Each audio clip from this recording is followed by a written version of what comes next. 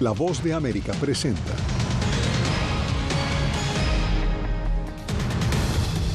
Arizona se convierte en epicentro de la campaña presidencial en Estados Unidos. El aborto y la crisis fronteriza atizan el debate.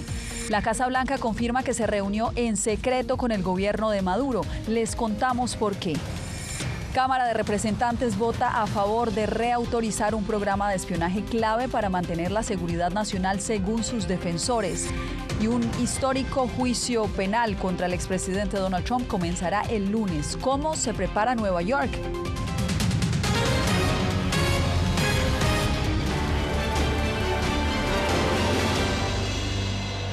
Bienvenidos, esto es El Mundo al Día, los saluda Yasmín López. Iniciamos hablando del protagonismo que está recibiendo el estado de Arizona de cara a las elecciones presidenciales de noviembre en Estados Unidos. Y es que la reciente decisión de la Corte Suprema Estatal sobre el aborto y también las nuevas medidas contra migrantes irregulares ha encendido el debate político. Paula Díaz, gracias por acompañarnos. Explícanos por qué estos temas están generando tanto interés. Yasmín, Arizona es uno de los 5 estados que determinarán quién será el presidente de Estados Unidos. Y esta decisión de la Corte Suprema lo convierte en el estado con las leyes más estrictas contra el aborto. Además, es uno de los cruces fronterizos con más afluencia de migrantes. La Corte Suprema de Arizona emitió una decisión histórica al dar luz verde a la aplicación de una ley latente durante mucho tiempo que prohíbe casi todos los abortos. Y sus políticas sobre la interrupción del embarazo y sobre inmigración generan controversia en un estado que puede resultar decisivo para las elecciones presidenciales y del Senado de Estados Unidos en noviembre próximo. El expresidente Donald Trump considera que Arizona fue muy lejos. Sí, lo hicieron y eso se aclarará. Como usted sabe, se trata de los derechos del Estado. Eso se solucionará. Al ser cuestionado sobre la decisión en Arizona, el presidente Biden pidió ser reelecto. Elíjanme, estoy en el siglo XX, es el siglo XXI, no en aquel entonces. Entre tanto, en Arizona se vivió un caos en la legislatura y se escuchaban gritos luego de que los legisladores republicanos cerraron rápidamente la discusión sobre una propuesta para derogar la revivida ley estatal de 1864, que criminaliza el aborto durante todo el embarazo a menos que la vida de la mujer esté en riesgo. Estamos en un momento real ahora mismo. Tenemos los ojos del mundo observando el estado de Arizona. Sabemos que la decisión de la Corte Suprema de ayer es extrema y sabemos que si la prohibición del aborto de 1864 sigue siendo la ley en Arizona, la gente va a morir. Los republicanos dijeron que necesitan más tiempo para tomar una decisión. Desde el Pleno se grita vergüenza, simplemente porque no queremos derogar la ley anterior a Roe sin tener primero una conversación al respecto. La ley, que fue establecida antes de la creación del estado de Arizona, no establece excepciones por violación o incesto y permite abortos solo si la vida de la madre está en peligro. Bueno, y precisamente en estos momentos, la vicepresidenta Kamala Harris se encuentra en Tucson, Arizona, en un evento de campaña con líderes locales para hablar sobre su respaldo a los derechos reproductivos de la mujer, un tema decisivo en las elecciones de noviembre. Así es, Paula. Y Florida, un estado cuyo electorado hispano dio su apoyo mayoritario a Joe Biden en el 2020, también representa una pieza clave en las elecciones. José Pernalete nos explica. Según la Asociación Nacional de Funcionarios Latinos Elegidos y Designados, NALEO, por sus siglas en inglés, la población hispana de Florida habilitada para votar en noviembre es de aproximadamente 2 millones, es decir, 21% del padrón electoral en el estado, lo que denota la necesidad de incentivar a la comunidad según activistas demócratas. Los hispanos o personas de descendencia hispana continúan aumentando su porcentaje del electorado. En Florida hay más de 14 millones de electores, de los cuales un 37% está registrado como republicano y un 33% como demócrata. El trabajo para los activistas se centra en comunicar el poder de participación electoral de la población hispana. Nosotros, la mayoría de los latinos, vinimos a este país en busca de mejor vida, ¿verdad? ¿Qué significa mejor vida? Mejor vida generalmente significa buenas escuelas para nuestros hijos. Y esperemos que este año nuestra comunidad salga en masas a elegir los nuevos líderes políticos. La Iniciativa Libre, una organización nacional de tendencia conservadora, prevé que la inflación provocará un descenso del apoyo que el presidente Joe Biden recibirá de los hispanos. Este año hay un descontento grande por el voto hispano hacia las políticas públicas del presidente y la administración de Joe Biden. Además de Florida, California y Texas, también registran un ascenso de los votantes hispanos, según el Centro de Investigaciones Pew. José Pernalete, Voz de América, Miami. Y en otras noticias, la Casa Blanca confirmó este viernes haberse reunido de forma secreta esta semana con funcionarios venezolanos. Jacopo Luzzi nos acompaña en directo. ¿Qué detalles se conocen de esta reunión, Jacopo? Bueno, Yasmín, no tenemos aún muchos detalles porque la administración Biden fue muy hermética sobre el asunto. Al mismo tiempo, el objetivo de Estados Unidos es que Venezuela mantenga su compromiso en garantizar elecciones libres este año. En caso contrario, y mirando a las acciones del gobierno de Maduro, por ejemplo, impedir que candidatos de la oposición participaran en la carrera presidencial, la semana próxima Estados Unidos podría reactivar algunas sanciones económicas.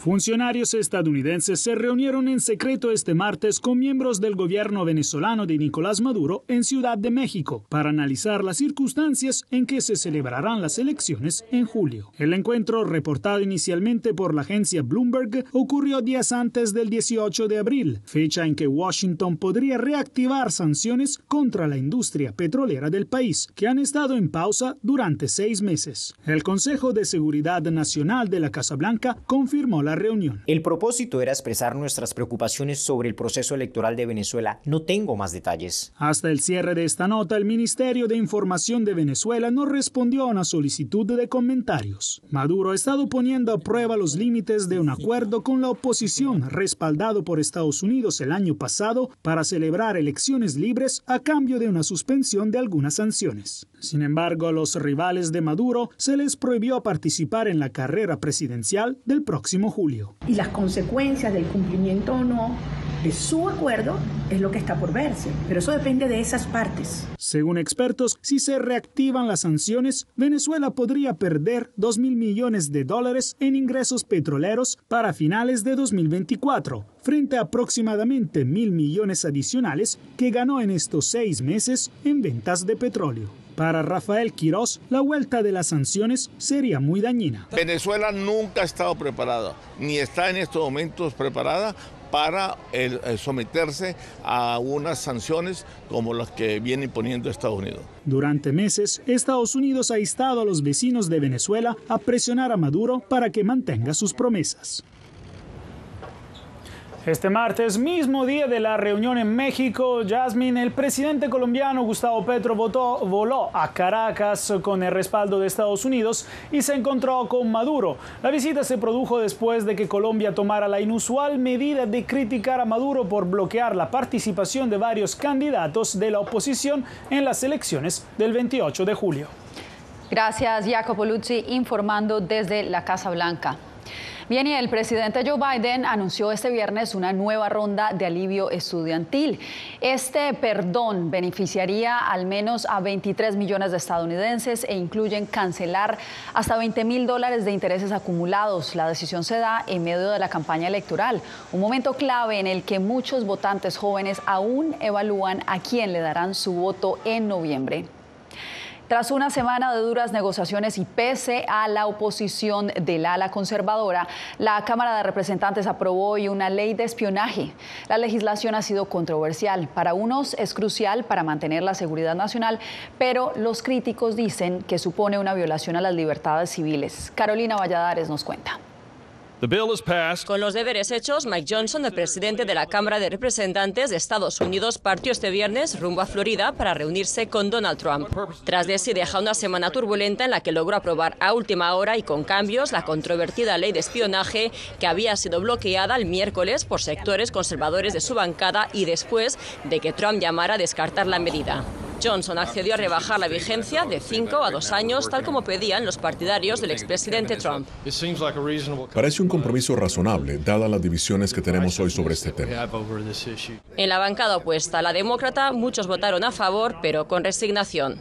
No tiene sentido limitarnos a 2 años, pero si es la única manera de mantener la legislación, tendremos que apoyarlo. De esta forma, la nueva versión del proyecto es una reautorización de 2 años, lo que significa que si Trump ganara las elecciones, la legislación podría cambiarse bajo su mandato. Las autoridades estadounidenses han dicho que la ley es crucial para frustrar ataques terroristas, intrusiones cibernéticas y espionaje extranjero, y que también ha generado información que ha sido utilizada por Estados Unidos para realizar operaciones específicas. Pero los críticos consideran que la ley supone una violación a las libertades civiles. Horas antes impulsaron sin éxito una enmienda al apartado que permite al gobierno de Estados Unidos recopilar comunicaciones de no estadounidenses ubicados fuera del país sin contar con una orden judicial. No cambia nada para mí, a menos que realmente incluyas la parte de la orden judicial. De esta forma, la ley de espionaje sigue su curso en el Congreso, donde se espera llegue al Senado para su votación en los próximos días. Carolina Valladares, Voz de América, Washington. El presidente de Argentina, Javier Milei, continúa este viernes su gira por Estados Unidos. Hoy visitó una planta de Tesla en Austin, Texas, donde lo recibió el multimillonario Elon Musk. Laura Sepúlveda nos da los pormenores. Con un fuerte apretón de manos, en una fotografía acompañada por el mensaje de libertad, el presidente argentino, Javier Milei, celebró su encuentro con Elon Musk, el magnate sudafricano que, según la revista Forbes, cuenta con un patrimonio avaluado en $195.000 millones. Por un emocionante e inspirador futuro. El encuentro del mandatario argentino hace parte de su tercera visita a Estados Unidos desde que se inició su mandato en diciembre de 2023, en busca de inversiones extranjeras para enfrentar la crisis económica que vive Argentina. Laura Sepúlveda, Voz de América, Austin, Texas. Pasamos a Nueva York, donde la defensa de Donald Trump agotó este viernes los esfuerzos para postergar el juicio penal que enfrenta el exmandatario. Así que este lunes comenzará la selección de los integrantes del jurado. Ángela González nos da lo último. Luego de un último intento fallido de su equipo defensor por retrasar el juicio penal de Donald Trump en Nueva York, este lunes comenzará la selección de los miembros del jurado que no tengan una opinión favorable ni desfavorable sobre el expresidente, una tarea que no será sencilla.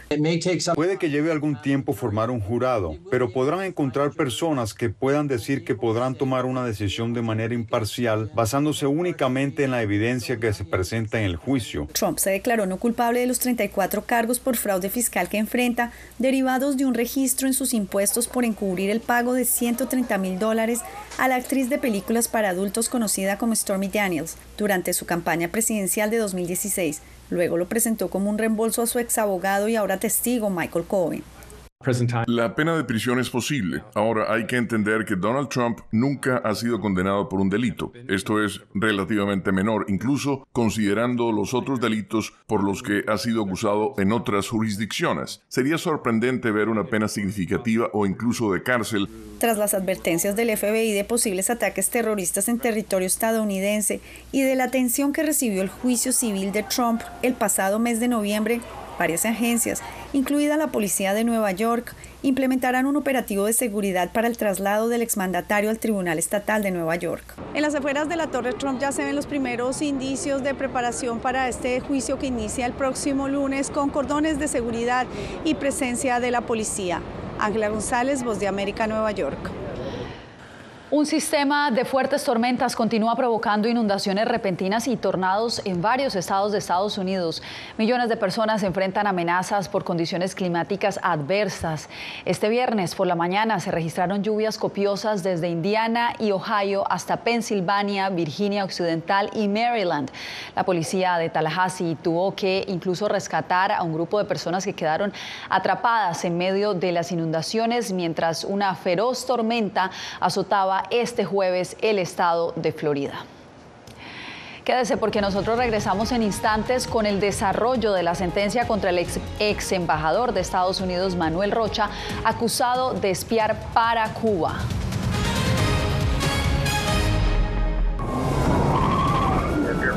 Una lucha diaria en el corazón de la crisis migratoria. Un negocio multimillonario que explota sin piedad la vulnerabilidad de miles de migrantes. Es solo por el dinero, realmente no me importa. Un documento periodístico que se introduce en las entrañas de la lucha de las autoridades tejanas contra la industria criminal del tráfico de migrantes. Tras las huellas del coyote, tráfico migratorio en Texas. Muy pronto, en todas las plataformas de La Voz de América. Hola, soy Natalí Salas Guaitero, conductora de La Voz de América. Desde pequeña desarrollé un gran deseo por darle voz a aquellos que son invisibles por una u otra razón. Ya ha sido reforzada. Me enorgullece ser parte de La Voz de América, un equipo en el que la ética y la búsqueda de la verdad siempre son el norte. Ser periodista es una gran responsabilidad porque somos defensores de principios de libertad y para mantenerlos, la prensa libre importa.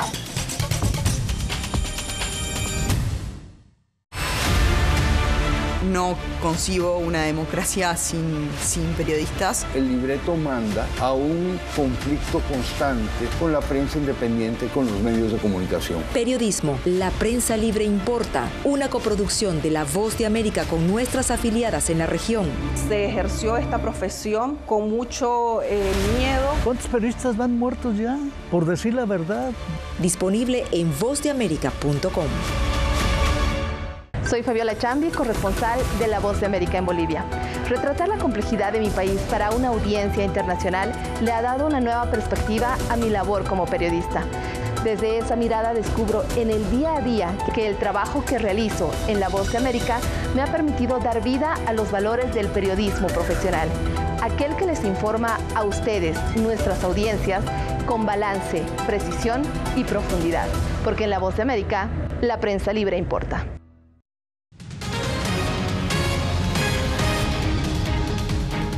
El ex embajador de Estados Unidos, Manuel Rocha, se declaró culpable tras ser acusado de actuar como agente de gobierno extranjero y participar en actividades clandestinas desde 1981.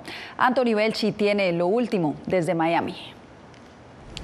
Un tribunal federal del sur de la Florida ha rechazado la admisión de culpabilidad del ex embajador de Estados Unidos, Manuel Rocha, que ha reconocido que estuvo espiando para Cuba durante 40 años. La juez Beth Bloom ha dicho que no acepta su culpabilidad porque no contempla la restitución para posibles víctimas, a pesar de que la Fiscalía señalaba que solo el gobierno fue el perjudicado por las acciones del ex diplomático. Sobre la mesa estarían los términos del acuerdo: 15 años de prisión y una multa de $500,000, pero aún la jueza no ha tomado una decisión. Tampoco se sabe si la va a tomar hoy. El hombre de 73 años fue señalado por las autoridades como agente de gobierno extranjero, también de participar en actividades clandestinas desde por lo menos 1981. En la investigación también se descubrió que había mantenido encuentros con agentes de la inteligencia cubanos y que había proporcionado información falsa a Washington. Horas antes, varios miembros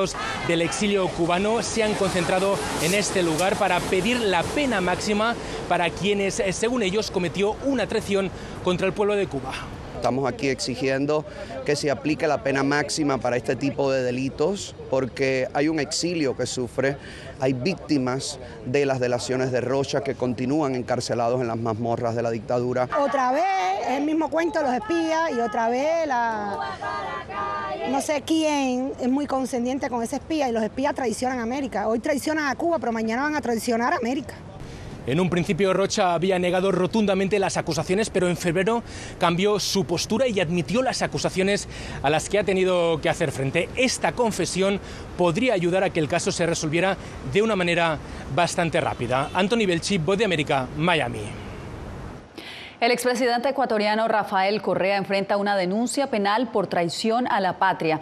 Desde Quito, Néstor Aguilera nos informa que la denuncia se produjo tras las declaraciones del exgobernante sobre la incursión en la Embajada de México hace una semana. Varias entrevistas brindadas por el expresidente ecuatoriano Rafael Correa, en las que cuestionó al actual mandatario y la decisión de haber ordenado la incursión a la Embajada de México en Quito, fueron la razón principal para que Ivonne Núñez, actual ministra de Trabajo, presentara a título personal una denuncia contra el exgobernante. Su argumento: los mensajes pudieron causar zozobra a los soldados y la población civil. Y nadie puede osar mientras estemos en esta guerra interna, promover una guerra internacional. En el Ecuador hay que aprender a respetar la ley y hay que aprender a respetar a los ciudadanos. La acción es cuestionada por el movimiento Revolución Ciudadana, del que forma parte Correa. Su expresidente Francisco Hidalgo presentó en las últimas horas un habeas corpus con el que intenta la liberación del ex vicepresidente Jorge Glass, quien fue extraído de la sede diplomática por tener una orden de prisión. Traicioneros son los que violan la democracia, los que traicionan al pueblo y no cumplen su plan de gobierno, los que no velan por las grandes mayorías. Así que nosotros rechazamos rotundamente esta denuncia. Para el abogado penalista Nicolás Salas, esta causa tiene una connotación más política que judicial. Explicó que el delito de traición a la patria incluye penas de hasta 13 años de prisión. Yo en lo personal rechazo ese tipo de declaraciones, pero eso no quiere decir que en lo jurídico estemos frente a un delito. Mientras tanto, la reunión de la CELAC, convocada para este viernes inicialmente para tratar la crisis diplomática, quedó postergada para la próxima semana. Néstor Aguilera, Voz de América, Quito. Cuando volvamos, se extienden los incendios forestales en Guatemala y ahora amenazan una zona protegida.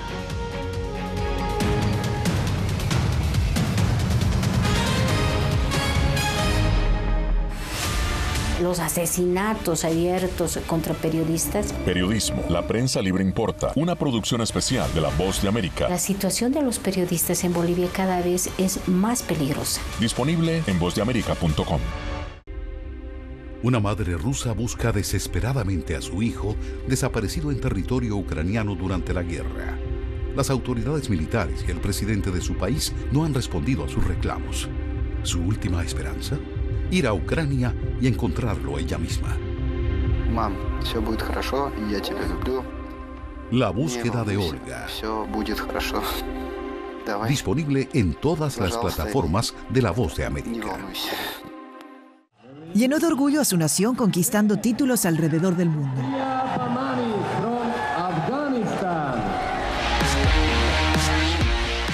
Sin embargo, como mujer que desafía las expectativas de género en Afganistán, su vida, triunfos y carrera están ahora en grave peligro.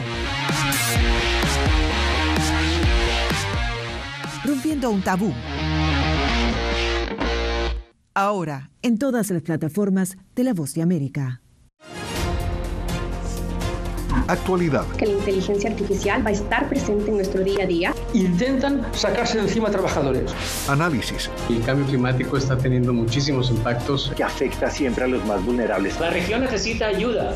Debate. Proteger a las escuelas con armamentos. Es una total ridiculez, es algo inverosímil. Con la información más allá de los titulares. Todas las semanas por La Voz de América. Desde Washington, les saluda Gonzalo Abarca. La intolerancia es una característica, no la excepción. Periodismo, la prensa libre importa. Una coproducción de La Voz de América y CDN. No puedo mirar hacia otra parte cuando veo lo que está ante mis ojos. Disponible en vozdeamerica.com.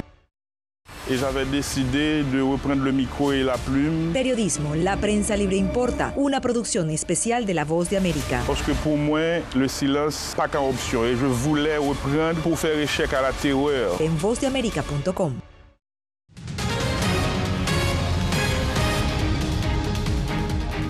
Los incendios forestales continúan amenazando la riqueza natural en Guatemala. Uno de ellos está muy cerca del biotopo de El Quetzal, un área protegida que alberga especies en peligro de extinción. Eugenia Sagastume nos explica. Más de 25 incendios siguen activos en Guatemala y la preocupación crece por la amenaza que estos representan para la flora y la fauna. La mayoría de siniestros se ubican en el departamento de Petén y están afectando la biosfera maya. Actualmente hay 21 incendios, unos muy cerca de sitios arqueológicos invaluables. Otro incendio se acerca al biotopo de El Quetzal, un área protegida que alberga al ave nacional, una especie en peligro de extinción. La preocupación es que en un momento dado la naturaleza tome una dirección no prevista y que pueda tocar, digamos, parte del territorio del biotopo. Básicamente estaríamos perdiendo con el hábitat natural del quetzal, porque sabemos que la condición básica para el quetzal es el bosque nuboso. Y si bien eso se mantiene es por la cobertura forestal que aún persiste. El incendio se ubica a unos 300 metros del biotopo, que tiene una dimensión de 900 hectáreas. Este bosque en particular es un sitio de alimentación y anidamiento del quetzal, entonces es importante para su ciclo de vida y por lo tanto para su subsistencia como especie. Pese a que el organismo ejecutivo declaró estado de calamidad, el Congreso de la República rechazó la medida. En la temporada actual, más de 7.300 hectáreas han sido afectadas por los incendios, que según declaraciones del presidente Bernardo Arévalo, el 80% son provocados. Eugenia Sagastume, Voz de América, Guatemala. Regresamos a Estados Unidos porque en Chicago la policía une esfuerzos junto a mecánicos con el propósito de reducir el número de robos de convertidores catalíticos en barrios latinos. Enrique García Fuentes nos reporta sobre esta alianza. En este taller mecánico en un barrio latino de Chicago, decenas de personas llegaron para registrar los convertidores catalíticos de sus vehículos como medida de prevención. El registro se hace gracias a una campaña del Departamento de Policía de esta ciudad. La campaña se implementa debido a que durante los últimos 4 años en Chicago fueron robados más de 17,000 convertidores catalíticos, la pieza del vehículo encargada de reducir los gases nocivos expulsados por el motor. Automovilistas como Carmen Álvarez han sido víctimas de este tipo de robo en más de una ocasión. Ya estoy cansada de los pillos, ¿verdad? Uno tiene su... Explíqueme, ¿cansada de qué? De que me roben el catalítico, es la segunda vez ya. A los catalizadores se les graba un número de serie aplicando una sustancia cáustica sobre una calcomanía metálica. El propósito es disuadir a los ladrones y en caso de robo, los catalizadores son difíciles de vender en el mercado negro. Si alguien se lo roba y podemos encontrar a esa persona y si tiene el serial number, sabemos que es propiedad de usted. El programa ayuda mucho a la gente de escasos recursos porque reemplazar esta parte puede ser costoso. Estaríamos hablando de más o menos de 700 hasta 1,400 horas. Esta ciudad ocupa el segundo lugar entre las 10 ciudades más afectadas por el robo de convertidores catalíticos en todo el país. Por eso la implementación de este programa que vence el próximo 4 de mayo. Enrique García Fuentes, Voz de América, Chicago. Hacemos una nueva pausa, pero usted no se mueva, regresamos con más. Uno de los mayores centros de producción global de opio está experimentando profundos cambios a medida que los talibanes intensifican su lucha contra la industria de la droga. Hellman, la maldición de los narcóticos, una investigación exclusiva de La Voz de América que nos lleva a lo más profundo de las plantaciones de amapolas en Afganistán. Ahora en todas nuestras plataformas.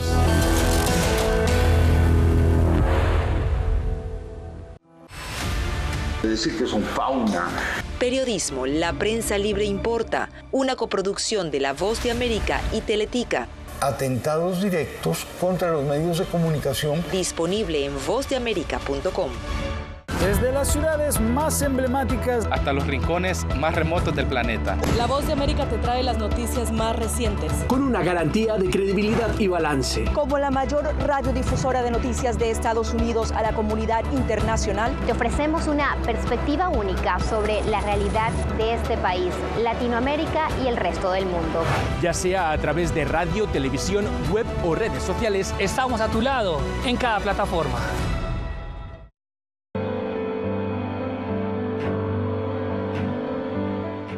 Motivado por la defensa de la libertad y la democracia en el mundo, este estadounidense dejó todo y se marchó a Ucrania para hacer un trabajo humanitario arriesgando su vida, transportando suministros, alimentos y medicinas a los territorios del este de Ucrania, bajo asedio.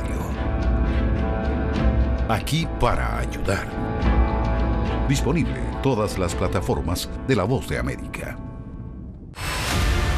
Siento miedo de ejercer periodismo. Periodismo, la prensa libre importa, una coproducción de La Voz de América y Teleamazonas. Siento miedo de decir que soy periodista. Disponible en vozdeamerica.com.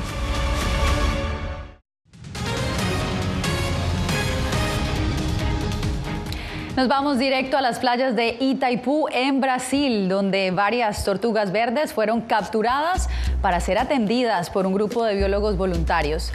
La iniciativa medioambiental, que inició en el 2010, busca no solo tratar a los animales con heridas, sino también aumentar la conciencia ambiental entre la comunidad pesquera local y el público que frecuenta estas playas.